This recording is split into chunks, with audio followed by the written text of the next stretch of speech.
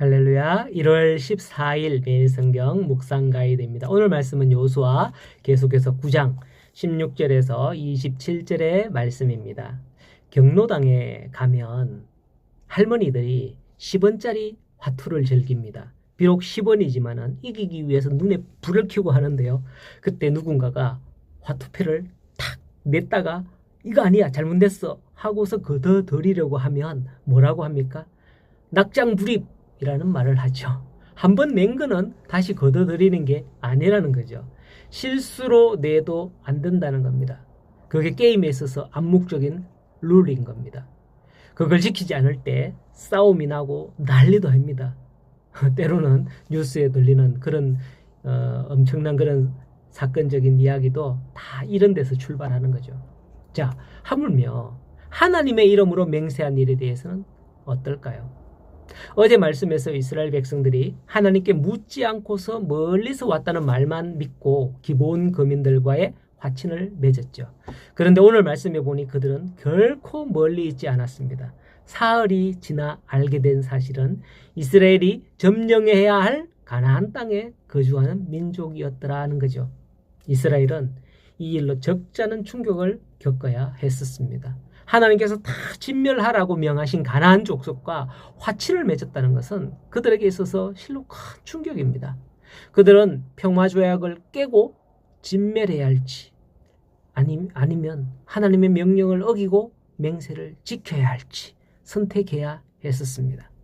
결국 이스라엘은 기브온 거민을 그들의 종으로 삼는 데 만족할 수밖에 없었죠. 그것은 두고 그들을 찌르는 가시가 되었습니다.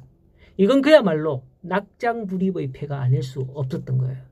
18절을 보면 이스라엘 회중들은 자신들과 화친조약을 맺은 기브온 사람들이 본래는 자신들이 진멸시켜야 할 대상임을 알게 되자 경솔한 맹세로 기브온 거민과 화친을 맺은 여호수아와 족장들을 원망했습니다.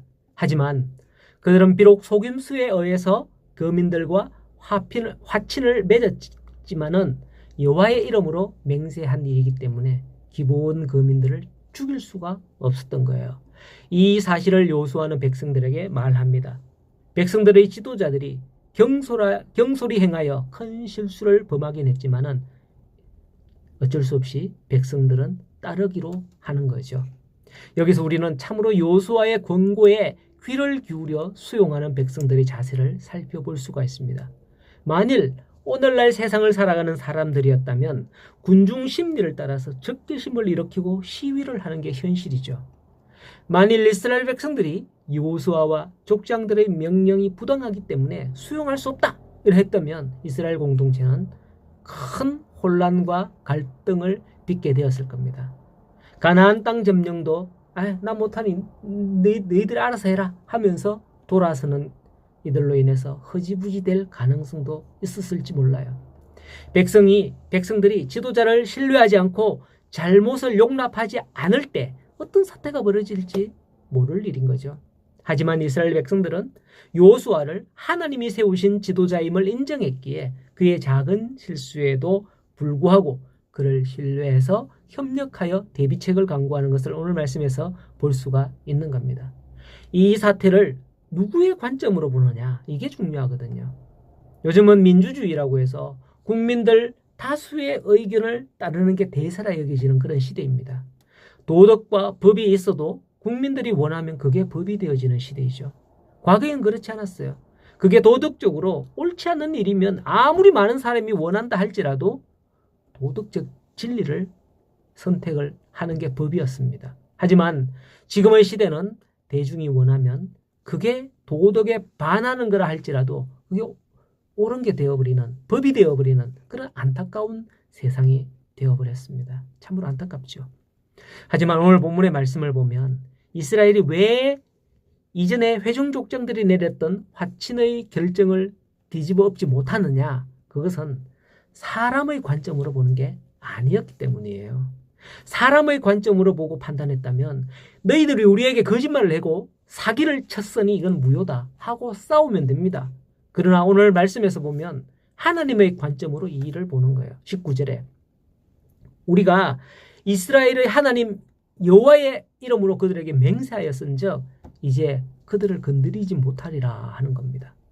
이 일에 대해 하나님의 이름으로 맹세했기 때문에 인간이 스스로 거스를 수 있는 일이 아니라는 거예요. 그 결정이 21절 마지막까지 나오는데요. 그들이 온 회중을 위하여 나무를 패며 물을 깃는 자로 삼았더라라는 겁니다. 그렇습니다. 우리는 살면서 수없이 마음으로 다짐하기도 하고 약속하기도 하면서 살아가고 있습니다. 자기와의 약속, 이웃과의 약속, 사회와의 약속 등이죠. 우리는 약속을 잘 지켜야 합니다. 우리 주위에는 약속을 지키지 않아서 분쟁을 일으키는 일들이 얼마나 많습니까? 심지어 중요한 문서로 약속을 하고서도 지키지 않아 법정에 서기까지 합니다. 그래서 안타깝게도 사람들은 어떤 방식으로 약속을 하더라도 쉽게 믿지 않기에 보정을 세우기도 하고 공정을 하기도 하는 그런 불신의 시대가 오늘날이 아니겠습니까? 그러므로 기브온과 약속했던 이스라엘처럼 우리는 하나님의 자녀로서 언제 어디서나 하나님 앞에서 행동하고 있다는 사실을 인식하여 하나님을 욕되게 하는 일이 없어야 되겠습니다. 그게 성도입니다.